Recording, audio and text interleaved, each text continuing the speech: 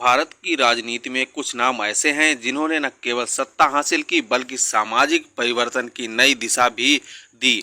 ऐसे ही व्यक्तित्वों में से एक है मायावती। एक साधारण दलित परिवार में जन्म लेकर देश के सबसे बड़े राज्य की 4 बार मुख्यमंत्री बनने तक का उनका सफर संघर्ष, साहस, आत्मविश्वास और दृढ़ संकल्प की अद्भुत कहानी है। जी हाँ, नमस्कार साथियों। उनकी कहानी केवल एक व्यक्ति की सफलता नहीं बल्कि उस सामाजिक बदलाव का प्रतीक है जिसमें वंचित वर्ग की एक बेटी ने अपने अधिकारों के लिए लड़ते हुए सत्ता के शीर्ष तक इतिहास रच दिया। तो वीडियो शुरू करने से पहले आपसे गुजारिश है, आप चैनल पर नए हों तो चैनल को जरूर सब्सक्राइब कर लीजिएगा।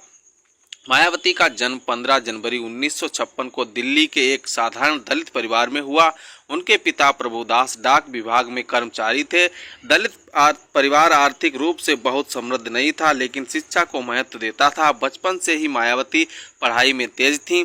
उन्होंने दिल्ली विश्वविद्यालय से स्नातक किया और बाद में कानून तथा बीएड की पढ़ाई भी पूरी की। इतना ही नहीं, आपको बता दें कि उनका सपना शुरू में ही भारतीय प्रशासनिक यानी कि आईएएस बनने का उनका सपना था, ताकि वे समाज में दबे कुचले शोषित वंचित समाज में बदलाव ला सके। उनका आईएएस बनने का सपना था, लेकिन दलित परिवार में जन्म लेने के कारण मायावती ने बचपन से ही सामाजिक भेदभाव को करीब से देखा था। समाज में ऊंच नीच की मानसिकता ने उनके मन में परिवर्तन की आग जलाई और वो समझ चुकी थी कि जब तक सत्ता और व्यवस्था में वंचित वर्ग की भागीदारी नहीं होगी तब तक सच्चा सामाजिक न्याय संभव नहीं है। यही विचार उन्हें आगे चलकर उनके राजनीतिक जीवन की नींव बने। इतना ही नहीं, मायावती ने अपने बचपन में अपने जीवन में बहुत ही कड़ा संघर्ष किया। आपको बता दें कि 1977 में उनकी मुलाकात कांसीराम से हुई। यह मुलाकात उनके जीवन का सबसे बड़ा मोड़ साबित हुई। आपको बता दें कि कांसीराम ने उनकी भाषण कला और आत्मविश्वास को पहचाना और उन्हें सामाजिक आंदोलन से जुड़ने के लिए प्रेरित भी किया। उन्होंने मायावती से कहा था कि तुम कलेक्टर नहीं, एक दिन देश की बड़ी नेता बन सकती हो। यहीं से मायावती ने प्रशासनिक सेवा की तैयारी छोड़कर सामाजिक और राजनीतिक आंदोलन का रास्ता चुना। 1984 में कांसीराम ने बहुजन समाज पार्टी यानी बीएसपी की स्थापना की। इस पार्टी का उद्देश्य था बहुजन हिताय बहुजन सुखाय। मायावती को पार्टी में महत्वपूर्ण जिम्मेदारियां दी गईं। शुरुआती दौर में उन्हें गांव-गांव जाकर संगठन मजबूत करना पड़ा। आर्थिक संसाधनों की कमी, राजनीतिक विरोध और सामाजिक तिरस्कार सब कुछ मायावती को झेलना पड़ा। उसके बावजूद भी वो डिगी नहीं। इतना ही नहीं, लेकिन उन्होंने हार नहीं मानी। वे लगातार जनता के बीच रहीं और दलित, पिछड़े तथा वंचित वर्ग की आवाज बनकर उभरी। मायावती ने 1989 में पहली बार लोकसभा चुनाव जीता। ये जीत आसान नहीं थी।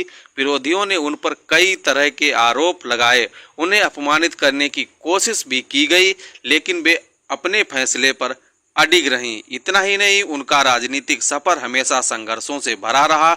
उन्हें कई बार राजनीतिक षड्यंत्रों और विरोध का सामना करना पड़ा, लेकिन उन्होंने हार नहीं मानी और चुनौती का डटकर सामना किया। 1995 में मायावती पहली बार उत्तर प्रदेश की मुख्यमंत्री बनी।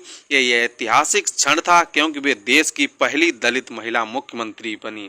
उत्तर प्रदेश जैसे विशाल और राजनीतिक रूप से जटिल राज्य की बागडोर संभालना आसान नहीं था। उन्हें गठबंधन की राजनीति, विरोधी दलों के दबाव और प्रशासनिक चुनौतियों से भी जूझना पड़ा। वहीं आपको बता दें कि जब पहली बार मायावती मुख्यमंत्री बनी, उनका कार्यकाल भले ही छोटा रहा, लेकिन उन्होंने दलित सशक्तिकरण और कानून व्यवस्था पर विशेष करके ध्यान दिया। 1995 में लखनऊ के स्टेट गेस्ट हाउस में उनके साथ हुई घटना ने उन पूरे देश को हिला दिया। इस घटना ने उनके जीवन में गहरा घाव छोड़ा, लेकिन उन्होंने इसे अपनी कमजोरी नहीं बनने दिया। यह घटना उनके लिए राजनीतिक और व्यक्तिगत रूप से बहुत कठिन समय था, लेकिन उन्होंने और अधिक मजबूती से राजनीति में वापसी की। 2007 में मायावती ने पूर्ण बहुमत के साथ उत्तर प्रदेश में सरकार बनाई। ये उनकी सबसे बड़ी राजनीतिक सफलता मानी जाती है। उन्होंने सर्वजन हिताय की नीति अपनाई और दलितों के साथ ब्राह्मणों सहित अन्य वर्गों को भी साथ जोड़ा। इसे सोशल इंजीनियरिंग की राजनीति भी कहा गया। उनके शासन में कई स्मारक, पार्क और योजनाएं शुरू की गईं। 2012 और 17 के चुनावों में उनकी पार्टी को अपेक्षित सफलता नहीं मिली। राजनीतिक समीकरण बदले, नए दल उभरे और परिस्थितियां कठिन हुई, लेकिन मायावती ने राजनीति से दूरी नहीं बनाई। वे लगातार संगठन को मजबूत करने में लगी रही हैं और आप भी लगी हुई हैं। इतना ही नहीं, मायावती का जीवन संघर्ष, साहस और आत्मविश्वास की अद्भुत मिसाल है।